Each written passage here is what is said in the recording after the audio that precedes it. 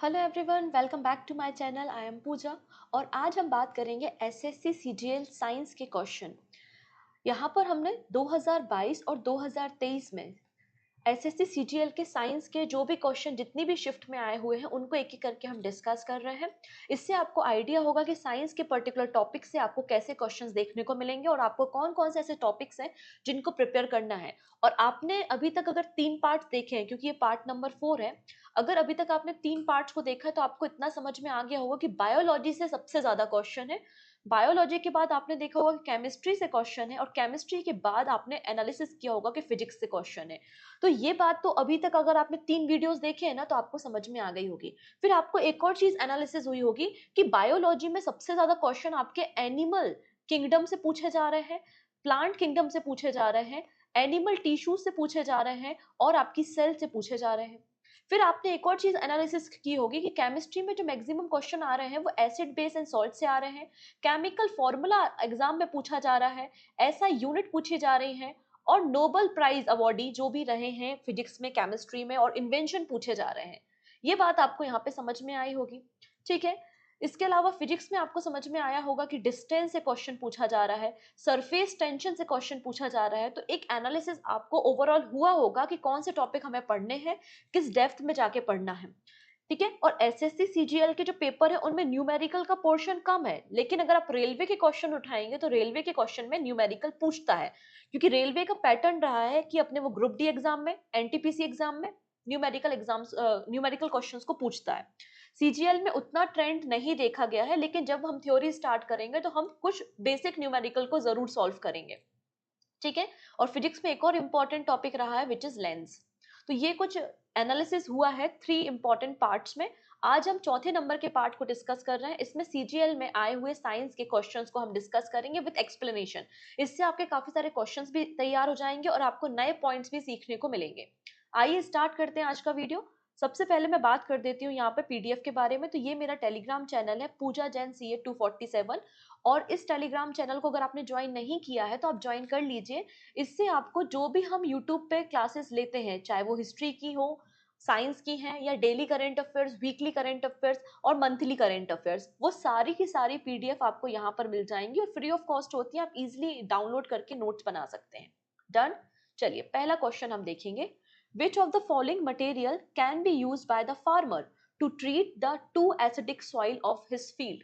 देखिएगा, मिट्टी जो होती है उसका भी एक नेचर होता है, उसकी भी एक पीएच वैल्यू होती है। ठीक है।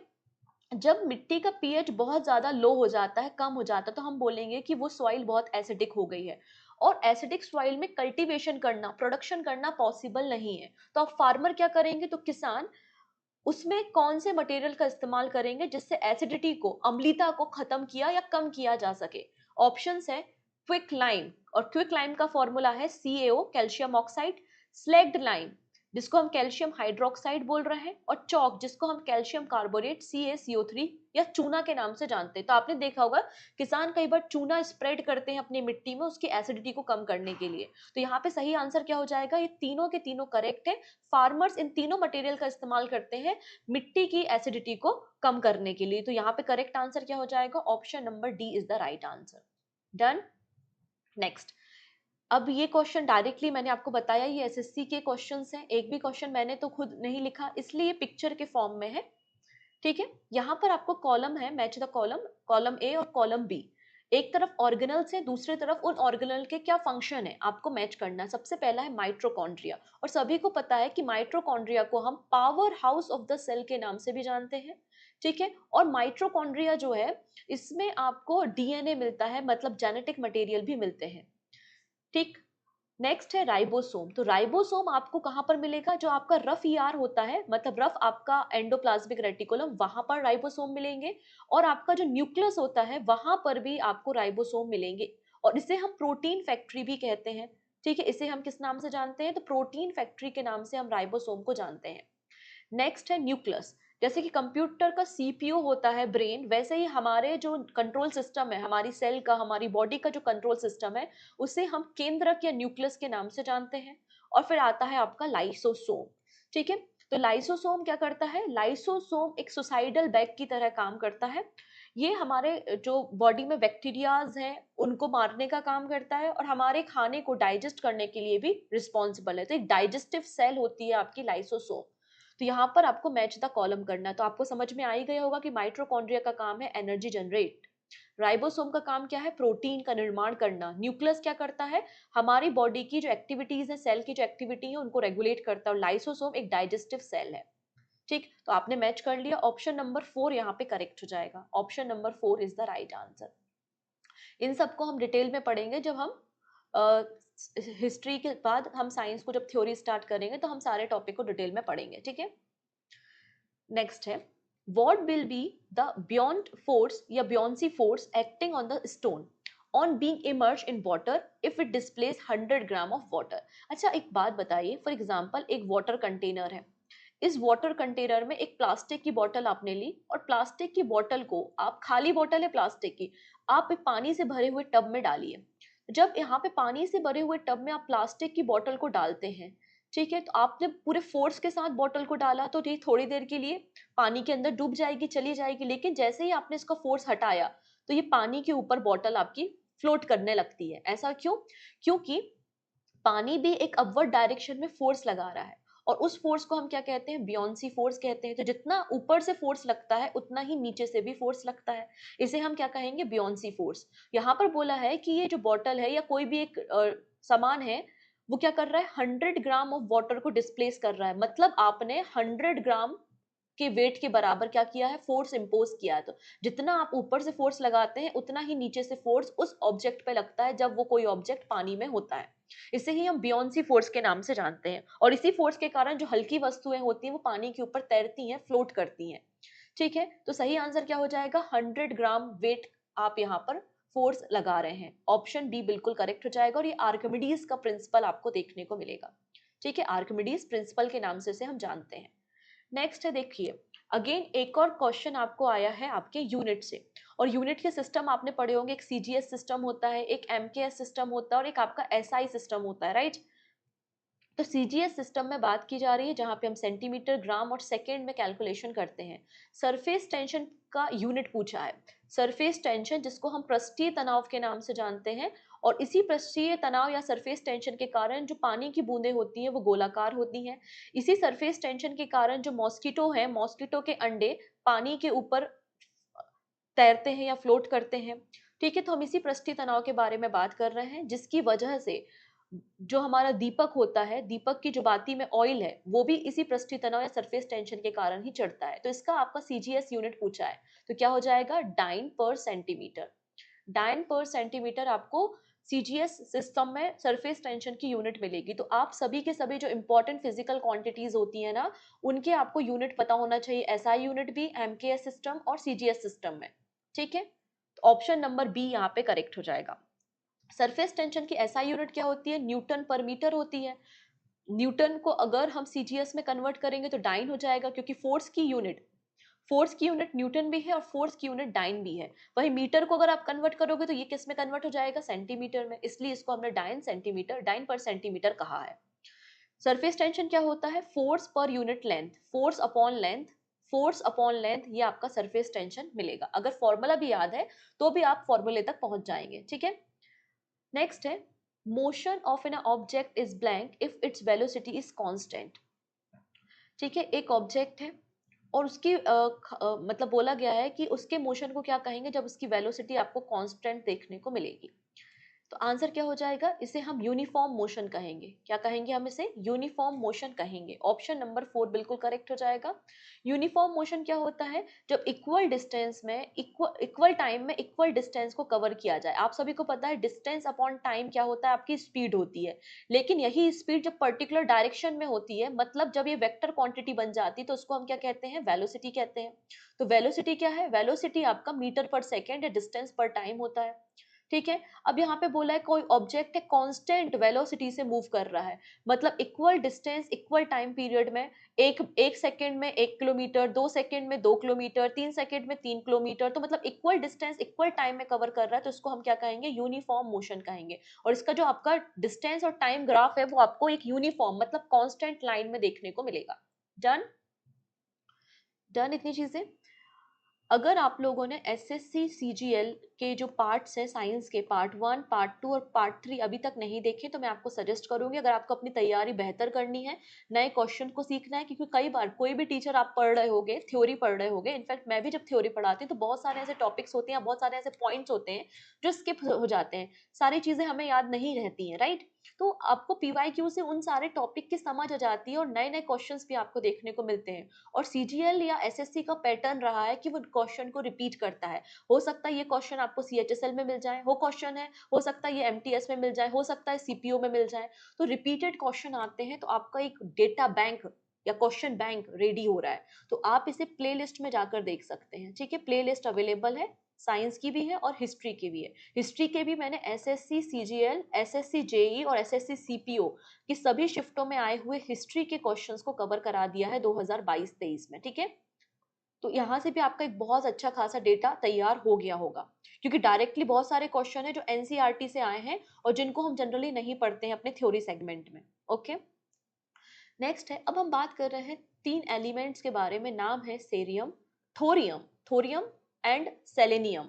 बोला जा रहा है कि इनके डिस्कवरर कौन है, ठीक है। सेरियम, थोरियम और सेलेनियम के डिस्कवरर कौन है, तो आंसर हो जाएगा जैकोब बर्जीलियस। जैकोब बर्जीलियस ने इन तीनों एलिमेंट की डिस्कवरी की थी। जैकोब बर्जीलियस का नाम आपको याद रखना, specially in the case of thorium, क्योंकि थोरियम का इस्तेमाल हम करते हैं अपने न्यूक्लियर रिएक्टर्स में, ठीक है। 1813 में इन्होंने बेसिकली एक और बात कही थी कि हमारे जो इतने सारे एलिमेंट्स हैं, आपको पता है हमारे पीरियोडिक टेबल में 118 एलिमेंट्स हैं, तो इतने सारे एलिमेंट्स हैं, उनको याद कैसे रखें। तो हर एक एलिमेंट का एक लैटिन नेम होता है, और उस लैटिन नेम के जो स्टार्टिंग के अल्फाबेट्स हैं, स्टार्टिंग के जो वर्ड्स हैं, उनसे हम क्या करेंगे, एलिमेंट्स के सिंबल डिसाइड करेंगे। और ये बात भी किसने कही थी, तो आंसर हो जाएगा जैकोब वर्जीलियस ने कही थी। तो ये इंपॉर्टेंट पर्सन है, इनका नाम आपको याद रखना है। डन। नेक्स्ट है, which of the following relation between the kinetic energy and potential energy is true about the solid। तो सॉलिड के केस में बोला जा रहा है, जैसे कि ये पेन है मेरा जो कि एक सॉलिड है, ये कैसा है, मेरे हाथ में है, रुका हुआ है, मैं इसको फेंकूंगी तो ये मूव करने लगेगा, सिंपल सी बात है ना। तो काइनेटिक एनर्जी क्या होती है, जब कोई भी ऑब्जेक्ट मूव करता है, कोई भी ऑब्जेक्ट चल रहा है, मैं दौड़ रही हूँ, भाग रही हूँ, मतलब काइनेटिक एनर्जी है। पानी बह रहा है तो काइनेटिक एनर्जी, तो कोई भी चीज जो मोशन में है उसमें काइनेटिक एनर्जी होती है। 1/2 mv², ये काइनेटिक एनर्जी का फॉर्मूला आपको मिलेगा। नेक्स्ट होती है पोटेंशियल एनर्जी, जिसको हम हिंदी में स्थितिज ऊर्जा भी कहते हैं, रुकी हुई एनर्जी जो स्टोर्ड है। जैसे कि ये पेन मेरे हाथ में है, इसमें जो एनर्जी अभी स्टोर्ड है, ये आपकी क्या है, पोटेंशियल एनर्जी है। मान लेते हैं आपने एक डैम बनाया और डैम के पास आपने बहुत सारा पानी स्टोर कर लिया, और जो स्टोर वाटर है ये आपका क्या है, पोटेंशियल एनर्जी है। और जब इस पानी को आपने टरबाइन पे गिराया तो आपका ये काइनेटिक एनर्जी कन्वर्ट हो गई, करेक्ट। तो ये है आपकी पोटेंशियल एनर्जी, जिसको हम एमजीएच से इसका फॉर्मूला डिनोट करते हैं। अब सॉलिड के रिस्पेक्ट में, तो कोई भी सॉलिड है, इसके जो मॉलिक्यूल्स हैं वो खुद आसानी से फ्लो नहीं होते, क्योंकि सॉलिड के जो पार्टिकल्स होते हैं इनमें काइनेटिक एनर्जी बहुत कम होती है। जबकि गैस के पार्टिकल देखो, गैस के पार्टिकल्स में काइनेटिक एनर्जी बहुत ज्यादा होती है। अगर आपने कमरे के किसी कोने में अगरबत्ती को जलाया है तो थोड़ी देर बाद उसकी खुशबू पूरे कमरे में फैल जाएगी, क्योंकि हवा, गैस, इनमें काइनेटिक एनर्जी बहुत ज्यादा होती है। तो सॉलिड के केस में अगर हम देखेंगे तो काइनेटिक एनर्जी इनकी कम होती है और पोटेंशियल एनर्जी ज्यादा होती है। कोई मैच हो रहा है, आंसर है यस। ऑप्शन नंबर डी देखिए, मैच हो रहा है, ठीक है।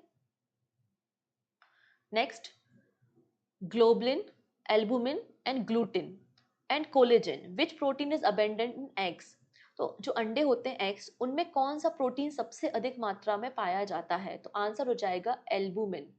एल्बुमिन प्रोटीन पाया जाता है। कोलेजन प्रोटीन तो हमारी हड्डियों में पाया जाएगा। तो ऑप्शन नंबर यहाँ पे करेक्ट क्या हो जाएगा, ऑप्शन नंबर सी, ठीक है। ये क्वेश्चन कई बार रिपीट हुआ है, एमटीएस का पेपर उठाओगे उसमें भी ये क्वेश्चन मिलेगा। मिल्क ऑफ मैग्नीशिया, जिसको हम MgOH ट्वाइस के नाम से जानते हैं, और एक एंटासिड है, इसका इस्तेमाल हम इनो में करते हैं अपने पेट की एसिडिटी को कम करने के लिए, करेक्ट। तो मिल्क ऑफ मैग्नीशिया का पीएच बोला है, ठीक है। पीएच वैल्यू क्या है, तो पीएच वैल्यू 10 के अप्रोक्सीमेट होती है, तो सही आंसर हम यहाँ पे 10 मार्क कर सकते हैं, 10.5, ठीक है। 10.5। चार्ल्स हेनरी फिलिप्स, इन्होंने 1872 में मिल्क ऑफ मैग्नीशिया को पहली बार इस्तेमाल किया था। What is the numerical value of physical quantity? Physical quantity की जो न्यूमेरिकल वैल्यू होती है उसे हम क्या बताते हैं? देखिए कोई भी चीज है, मान लेते हैं मैंने आपको कहा एक काम करो, ये 100 रुपए लो और मार्केट से 1 kg राइस लेकर आओ, मार्केट से 1 kg राइस लेकर आओ। तो यहाँ पर ये जो न्यूमेरिकल वैल्यू है किसी भी क्वांटिटी की, इसको हम क्या कहेंगे? मैग्नीट्यूड कहेंगे। ये तो आपकी यूनिट है, केजी क्या है? आपकी यूनिट है।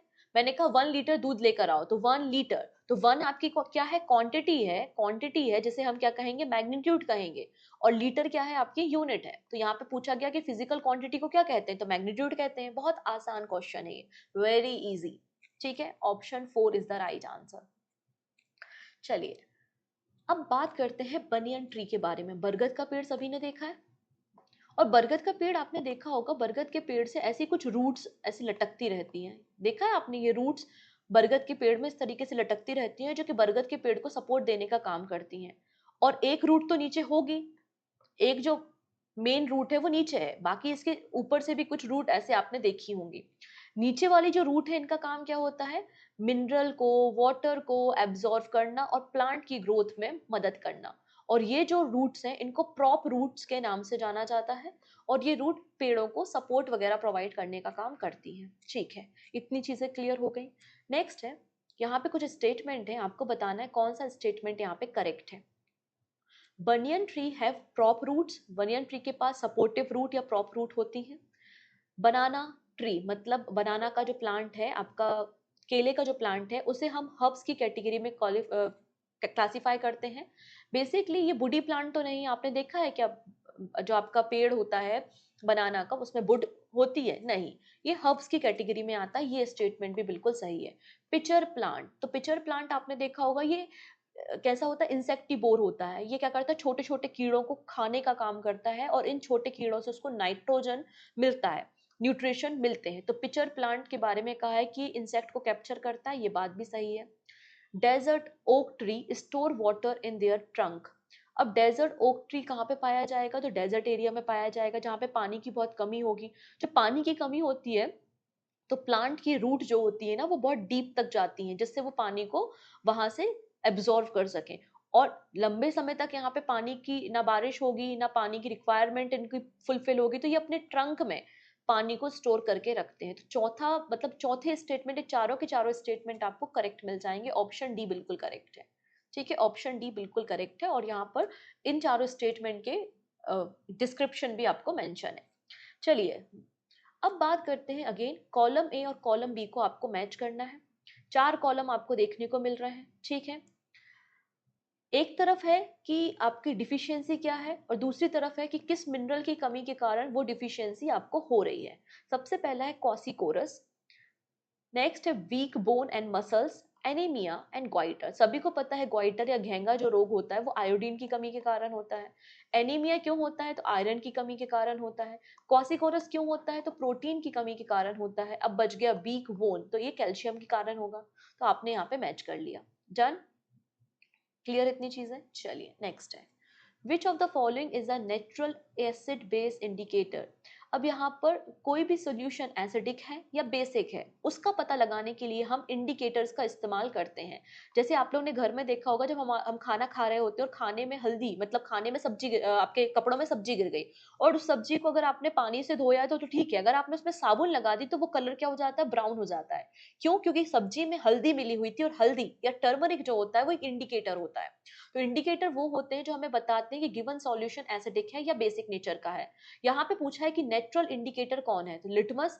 बिल्कुल, लिटमस पेपर आपको एक लाइकेन नाम का पौधा है उसकी छाल से, उसकी बार्क से बेसिकली मिलता है, तो ये आपका नेचुरल इंडिकेटर है। और टर्मरिक तो है ही। तो सही आंसर क्या हो जाएगा? Both 1 and 2। ठीक है, ये दोनों के दोनों क्या है? आपके नेचुरल इंडिकेटर होते हैं। आपकी रेड कैबेज हो गई, चाइना रोज हो गया, ये भी आपके नेचुरल इंडिकेटर में आते हैं।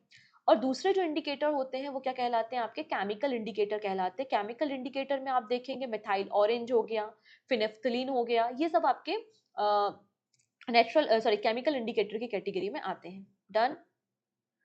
Identify the function of plasmid DNA. अब प्लाज्मिड डीएनए का क्या फंक्शन है, तो पहले तो आपको समझना पड़ेगा ये प्लाज्मिड डीएनए होता क्या है। ठीक है, देखो दो प्रकार से डीएनए पाए जाते हैं, एक होते हैं जीनोटाइप डीएनए और एक होते हैं फिनोटाइप डीएनए। और जो प्लाज्मिड डीएनए है वो फिनोटाइप डीएनए है। फिनोटाइप डीएनए वो होता है जो हमारी बॉडी के स्ट्रक्चर, जैसे कि हमारे हेयर्स, हमारे हाइट के लिए रिस्पॉन्सिबल होता है। और जीनोटाइप क्या होते हैं? तो जीनोटाइप हमारी बॉडी के जो जीन्स होते हैं ना, उनके बारे में बताते हैं। ठीक है, तो genotype genes tells the how the body do things, कैसे बॉडी काम करेगी। जबकि फिनोटाइप जो होते हैं, जैसे कि हमारा थंबनेल इंप्रेशन हो गया, हमारी हाइट, इनके लिए रिस्पॉन्सिबल होते हैं। तो प्लाज्मिड डीएनए एक फिनोटाइप डीएनए है। तो सही आंसर क्या हो जाएगा यहाँ पर? फिनोटाइप कहीं मिल रहा है, आंसर है यस, ऑप्शन नंबर 3 में आपको ये मिल जाएगा। ठीक है, जैसे कि कोई ये बैक्टीरिया है, बैक्टीरिया का एक न्यूक्लियस है और ये प्लाज्मा भरा हुआ है। प्लाज्मा में जो इंडिपेंडेंट डीएनए पाया जा रहा है, इसको हमने प्लाज्मिड डीएनए कहा है। और जो न्यूक्लियस के अंदर पाया जा रहा है, उसको न्यूक्लियोइड डीएनए का नाम दिया गया है। ठीक है, तो ये है आपका प्लाज्मिड डीएनए।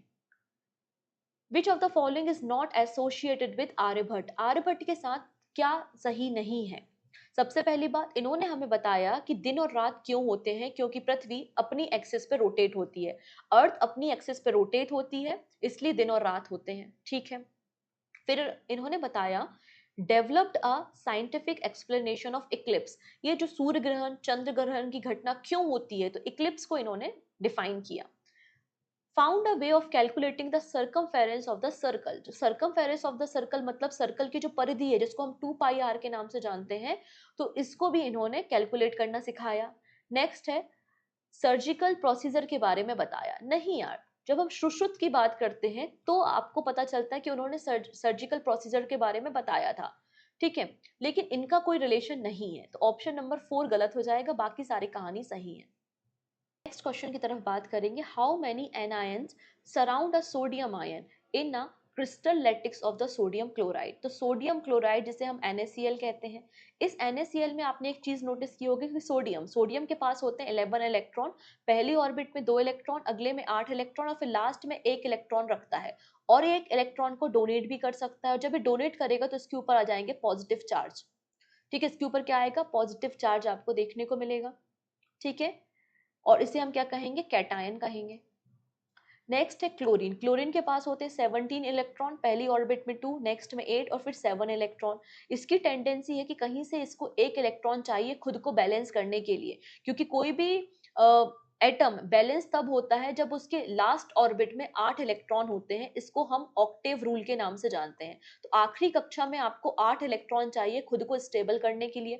तो क्लोरीन कोशिश करेगा कि मुझे कहीं से एक इलेक्ट्रॉन मिल जाए, तो इस सोडियम के पास जाएगा, भाई एक इलेक्ट्रॉन दे दे, मैं स्टेबल हो जाऊंगा। तो यहाँ पर सोडियम पॉजिटिव और क्लोरीन माइनस के बीच में एक बंध बन जाएगा, एक बॉन्ड बन जाएगा, जिसे हम आयनिक बॉन्ड कहते हैं।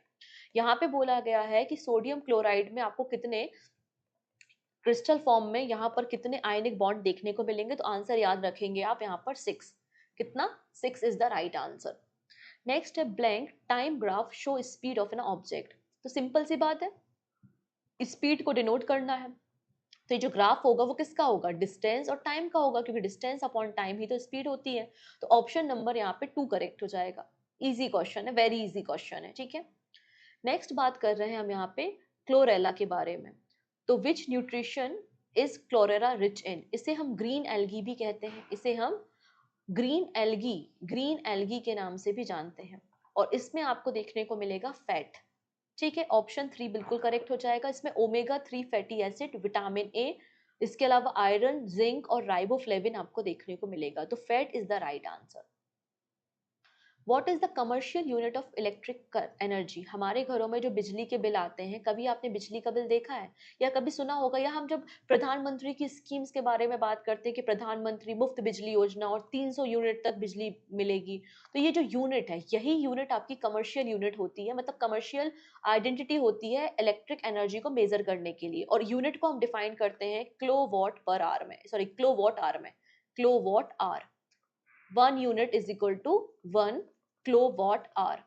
ठीक है, हर एक घंटे में कितनी किलोवाट एनर्जी को कंज्यूम किया गया है? तो option 1 is the right answer, option 1। ठीक है, आप देखेंगे 1 kilowatt hour is equal to 3.6 into 10⁶ joule. ये भी कई बार एग्जाम में पूछा गया, इंपॉर्टेंट रिलेशन है, इसे भी याद रखेंगे। ओके, नेक्स्ट है who was the first to accurately describe the rings of Saturn?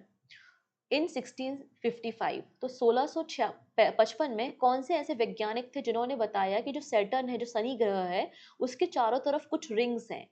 ये बात हमें किसने बताई थी? तो ये बात हमें हाइजेंस ने बताई थी, हाइजेंस ने बताई थी। Option 3 is the right answer, 1655 में। ठीक है, इसके बाद एक और साइंटिस्ट हुए थे जिनका नाम है गैलीलियो, और इन्होंने एक टेलीस्कोप बनाया था, और टेलीस्कोप से इन्होंने इन जो रिंग्स है ना सैटर्न के अराउंड, इन रिंग्स को देखा था। हालांकि उतना एक्यूरेटली वो आइडेंटिफाई नहीं कर पाए थे कि कौन से स्ट्रक्चर है या किस मिनरल या किस मटेरियल से ये रिंग बनी है, लेकिन इन्होंने सबसे पहली बार सैटर्न की रिंग्स को देखने का काम किया था।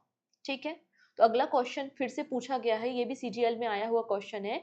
In early 1610 the discovered with his newly invented telescope that Jupiter has 4 moon। इन्होंने पहली बार जुपिटर के चंद्रमा देखे थे और कहा था कि जुपिटर के पास 4 चंद्रमा है। और वो कौन है आप देख सकते हैं, गैलीलियो आपको देखने को मिल रहा है, इन्होंने ही टेलीस्कोप बनाया था।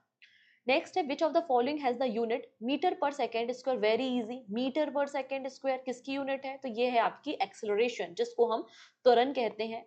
ठीक है, एक्सेलरेशन की यूनिट आपको मीटर पर सेकेंड स्क्वायर देखने को मिल जाएगी। तो option 3 is the right answer, option 3। ठीक है, एक्सेलरेशन क्या होता है? स्पीड अपॉन टाइम, और स्पीड की यूनिट हमको पता है कि मीटर पर सेकेंड, और टाइम की तो फिर से सेकेंड है, तो मीटर पर सेकेंड स्क्वायर आपको एक्सेलरेशन देखने को मिल जाएगा। ठीक है, बेसिकली इसको वेलोसिटी अपॉन टाइम बोलो तो ज्यादा बेटर आपका साउंड करता है। ठीक है, नेक्स्ट है, which of the following is the unit of distance. Distance की यूनिट क्या है? डिस्टेंस की यूनिट आप यहाँ देखेंगे, ये जो लाइट ईयर है, लाइट ईयर आपकी डिस्टेंस की यूनिट है। लाइट ईयर का क्या मतलब है कि लाइट एक साल में कितना डिस्टेंस ट्रेवल करती है। लाइट एक साल में कितना डिस्टेंस ट्रेवल करती है, ये आपका क्या कहलाता है? लाइट ईयर कहलाता है। और लाइट ईयर आपकी डिस्टेंस की यूनिट है, डिस्टेंस की यूनिट आपको देखने को मिल जाएगी। चलिए नेक्स्ट है, which law that was proposed in 1811 predicted that the same volume of gases at the same temperature and pressure would have the same number of molecules। यहाँ पे पूछा गया है, उनका नाम बताना है जिन्होंने 1811 में हमें बताया था, अगर हमारे पास दो कंटेनर हैं और दोनों कंटेनर में अगर टेम्परेचर और प्रेशर कांस्टेंट है, तो यहाँ पर इक्वल प्रेशर पे गैसेस में इक्वल नंबर ऑफ मॉलिक्यूल्स होते हैं। gases at the same temperature and pressure has the same number of molecule of the gases। आप प्रेशर बढ़ाएंगे तो मॉलिक्यूल्स बढ़ेंगे। मान लेते हैं अभी ये कंटेनर में इतनी गैस थी, हमने गैस बढ़ा दी, तो नंबर ऑफ मॉलिक्यूल्स बढ़ जाएंगे और प्रेशर भी बढ़ जाएगा। ये बात किसने बताई थी? तो ये बात बताई थी आपको एवोगैड्रोस ने। तो एवोगैड्रो लॉ इसे हम कहते हैं। ठीक है, फॉर्मूला भी याद रख सकते हैं, V N upon K, V N upon K. ठीक, कांस्टेंट टेम्परेचर और कांस्टेंट प्रेशर पे ही ये काम कर रहा है। In leaves transpiration take place through. तो लीव्स में किस तरीके से ट्रांसपिरेशन होता है? तो लीव्स में क्या पाया जाता है? तो लीव्स में पाए जाते हैं छोटे छोटे से स्टोमेटा, जिनकी मदद से ट्रांसपिरेशन होता है। ठीक है, तो करेक्ट आंसर क्या हो जाएगा? स्टोमेटा हो जाएगा। स्टोमेटा जो है जनरली लीव्स में और स्टेम में पाए जाते हैं, और ये क्या करते हैं? कार्बन डाइऑक्साइड को रिलीज करते हैं, ऑक्सीजन को रिलीज करते हैं, कार्बन डाइऑक्साइड को एब्जॉर्व करते हैं, जिसके कारण फोटोसिंथेसिस प्रोसेस हो पाती है। डन। नेक्स्ट है, identify the function of enzyme trypsin. Trypsin का क्या रोल है? तो ट्रिप्सिन, पेप्सिन, ये सभी एंजाइम जो होते हैं वो प्रोटीन के डाइजेशन के लिए रिस्पॉन्सिबल होते हैं। ठीक है, आंसर क्या हो जाएगा? ब्रेकिंग डाउन द प्रोटीन या digestion of protein. Option 1 is the right answer. Done. ये कहाँ से आता है? तो आपका ट्रिप्सिन जो एंजाइम है ये आपके पेनक्रियाज से आता है। कहाँ से आता है? पेनक्रियाज से। Blank is a group of cell similar in structure and function. Simple सी बात है, ग्रुप ऑफ सेल को क्या कहते हैं? तो सबसे छोटी यूनिट होती है सेल। फिर अगर आप ग्रुप ऑफ सेल कर देंगे तो ग्रुप ऑफ सेल्स को हम क्या कहते हैं? टिश्यूज कहते हैं। और जब नंबर ऑफ टिश्यूज को मिला दिया जाए तो ऑर्गन बनते हैं, और ऑर्गन को मिला दिया जाए तो आपका बॉडी तैयार हो जाता है। क्लियर? तो यहाँ पे ग्रुप ऑफ सेल क्या हो जाएगा? टिश्यू हो जाएगा। Option 3 is the right answer, option 3। जब हम इस पर्टिकुलर चैप्टर को पढ़ेंगे तो हम इन सारे टिश्यूज को डिस्कस करेंगे कि nervous tissue, muscular tissue, connective tissue जिसके अंदर आपको ब्लड देखने को मिलेगा, बोन्स देखने को मिलेंगे, और एपिथेलिकल टिश्यूज को हम यहाँ पे कवर करेंगे। ठीक है, chemical formula of gypsum as. तो जिप्सम का केमिकल फॉर्मूला क्या है? तो जिप्सम मतलब calcium sulphate, calcium sulphate dihydrate, ये आपको देखने को मिलेगा जिप्सम। और जिप्सम को आप 300 केल्विन पे गर्म कर दो, ठीक है, जब आप इसको गर्म करोगे तो इसका पानी एवोपरेट हो जाएगा, तो ये बचेगा कैल्शियम सल्फेट और हेमीहाइड्रेट, मतलब जिप्सम कन्वर्ट हो जाएगा प्लास्टर ऑफ पेरिस में। ठीक है, तो ऑप्शन नंबर 4 यहाँ पे करेक्ट है। The motion of in a body moving along a circular path is a example of, कोई बॉडी है वो सर्कुलर पाथ में एक कांस्टेंट मोशन में घूम रही है। ठीक है, इस तरीके से जब कोई बॉडी सर्कुलर पाथ में घूम रही होती तो अंदर की तरफ एक फोर्स भी लगता है, जैसे हम सेंट्रीपिटल फोर्स के नाम से भी जानते हैं। करेक्ट। यहाँ पर हर एक पॉइंट में देखोगे स्पीड तो सेम है, लेकिन हर एक पॉइंट पे क्या है, वेलोसिटी आपको चेंज होती हुई दिखाई देगी। ठीक है, हर एक मतलब आपको यहाँ पे जब कोई व्यक्ति घूम रहा है सर्कुलर पाथ में तो हम कहेंगे कि एक यूनिफॉर्म मोशन में घूम रहा है। इसको हम ऑप्शन नंबर 2 से डिफाइन करेंगे, एक्सेलरेटेड मोशन। क्या बोलेंगे इसको हम? एक्सेलरेटेड मोशन देखने को मिलेगा। नेक्स्ट है, which of the following are the good food preservative. तो फूड प्रिजर्वेटिव कौन कौन से होते हैं? तो सॉल्ट होता है, ऑयल होता है, विनेगर हमने सिखाया है आपको, विनेगर होता है। विनेगर के अलावा मैंने आपको क्या बताया है, बताइए और कौन से मैंने आपको प्रिजर्वेटिव्स बताए हैं? सॉल्ट हो गया, ऑयल हो गया, विनेगर हो गया। इसके अलावा आपका सोडियम थायोसल्फेट, ये भी आपका एक तरीके का क्या होता है, प्रिजर्वेटिव होता है। तो सही आंसर क्या हो जाएगा यहाँ पे? सॉल्ट, सोडियम नाइट्रेट, स्पाइसेस और विनेगर, ये सब आपके प्रिजर्वेटिव की तरह काम करते हैं, जो खाने को सुरक्षित रखते हैं लंबे समय तक। Which of the following is a strong reducing agent used to reduce aldehydes, ketone, ester, carboxylic acid and even carboxylate salt into alcohol? यहाँ पे बोला है वो कौन सा ऐसा एजेंट है जो इन सबके डबल बॉन्ड्स को ब्रेक करके सिंगल बॉन्ड में कन्वर्ट कर देता है। तो आंसर है लिथियम एल्यूमिनियम हाइड्रेट। देखिएगा जैसे कि ये लिखा है कीटोन, कीटोन में आपको यहाँ पे डबल बॉन्ड दिख रहा है, लिथियम एल्यूमिनियम हाइड्राइड का इस्तेमाल किया इसने, इसको डबल बॉन्ड को सिंगल बॉन्ड में कन्वर्ट करके इसको एल्कोहल बना दिया। ठीक है, तो ये आपका लिथियम एल्यूमिनियम हाइड्रेट कर सकता है। पोटास एलम या फिटकरी जिसे बोलते हैं उसका फॉर्मूला पूछा है, तो आपको पता है K2SO4 Al2 SO4 थ्राइस और 12H2O या 24H2O। बताइए इन दोनों में से सही कौन सा है? क्योंकि बाकी सब तो सेम है, K2SO4 Al2 SO4 थ्राइस और आपका हो जाएगा ऑप्शन नंबर 24H2O। ये आपका क्या हो जाता है? पोटास या फिटकरी के नाम से इसको हम जानते हैं। ठीक है, इसे हम फिटकरी के नाम से जानते हैं, याद रखेंगे इसका फॉर्मूला। एलम कहा जाता है। क्लोब मतलब आपकी जो लौंग है, क्लोब है, वो क्या है?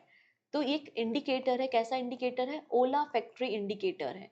अब ओला फैक्ट्री जो आप स्मेल करते हो ना चीजों को, हमारे जो नोज होती हैं उनमें ओला फैक्ट्रीज पाई जाती हैं और ये हमें मदद करती है स्मेल करने के लिए। तो क्लोब एक ओला फैक्ट्री इंडिकेटर होता है। ठीक है, डन इतनी चीजें। चलिए नेक्स्ट बात करेंगे, chemical formula of bleaching powder is. Bleaching powder का केमिकल फॉर्मूला मैंने आपको एक लिस्ट बताई थी इसके प्रीवियस क्लास में, और वहां पे मैंने सारे के सारे फॉर्मूला आपको बताए थे। तो इसका भी बताया था, आपको याद होगा, CaOCl2।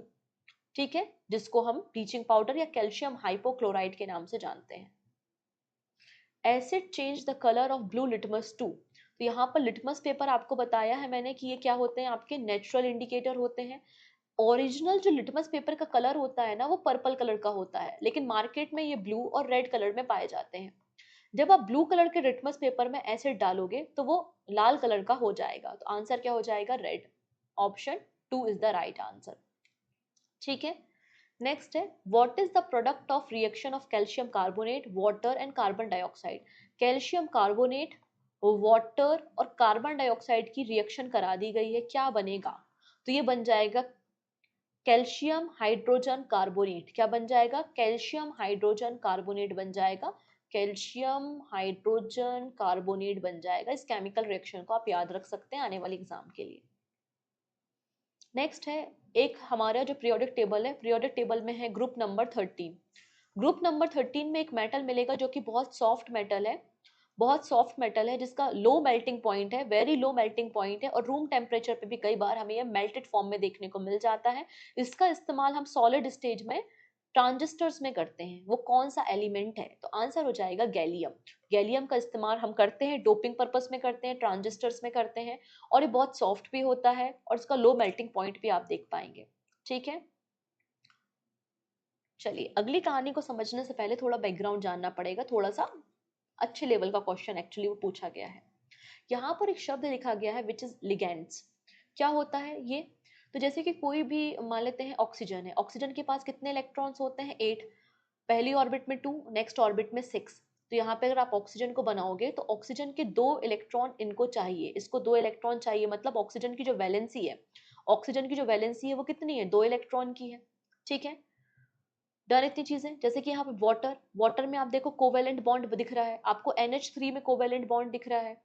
तो ऐसे इलेक्ट्रॉन पेयर्स जो कि कोवेलेंट बॉन्ड बना सकते हैं, जिनके पास इंडिपेंडेंट इलेक्ट्रॉन्स होते हैं, उनको हम लिगेंड्स के नाम से भी जानते हैं। इतनी चीजें क्लियर है। अगला टर्म समझते हैं आइसोमर्स क्या होते हैं। आइसोमर वो होते हैं जैसे कि फॉर्मूला एक है और नाम अलग अलग है। जैसे कि अगर हम MS स्वामीनाथन की बात करें, MS स्वामीनाथन हमें पता है इन्हें हम फादर ऑफ ग्रीन रिवोल्यूशन भी कहते हैं ना। तो एक ही व्यक्ति है, नाम अलग अलग है, वैसे फॉर्मूला एक है लेकिन हम मॉलिक्यूल फॉर्मूला सेम है लेकिन इसका स्ट्रक्चर अलग अलग है। स्ट्रक्चर क्या है? डिफरेंट स्ट्रक्चर है, तो उसे हम आइसोमर कहते हैं। क्या कहते हैं? आइसोमर्स। ये क्वेश्चन भी एग्जाम में बनता है। अब क्वेश्चन पे आते हैं। What type of isomerism exists in the compound containing two or more complex, each of which contain a different set of the ligands that can be principal be replaced with a ligand of other complex?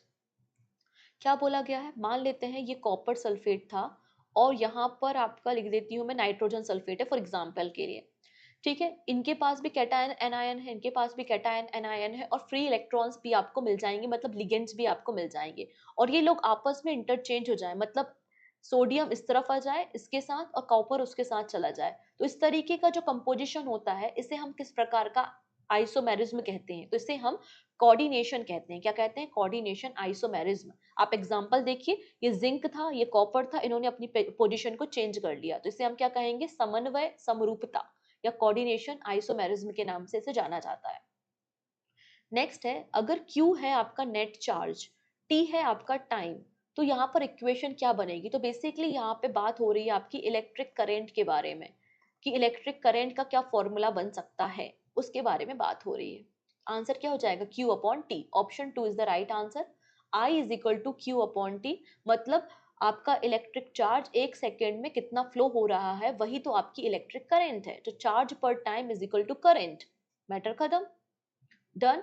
तो ये हमारे कुछ questions थे, हमने 40 question देखिए discuss कर लिए हैं। ये लास्ट क्वेश्चन है which is question of the day, जिसका आंसर आप हमें कमेंट सेक्शन में बता सकते हैं। Blank is a change of position. किसे हम चेंज ऑफ पोजीशन कहते हैं? स्पीड, वेलोसिटी, मोशन या फिर डिस्टेंस। जो भी सही आंसर है वो आप हमें कमेंट में दीजिएगा, रिप्लाई भी आपको वहां पर मिल जाएगा। बाकी सारी बातें हम नेक्स्ट वीडियो में करते हैं। अगर वीडियो पसंद आया है, यूजफुल लगा है, तो आप अपने फ्रेंड्स के साथ शेयर कर सकते हैं, वो सारे फ्रेंड जो कि SSC, railway, defence, CDS, state exam की प्रिपरेशन कर रहे हैं और पहली बार आए हो तो सब्सक्राइब कर लेना, जिससे इस तरीके के इन्फॉर्मेटिव वीडियोस आपको मिल सकें। So take care and bye bye.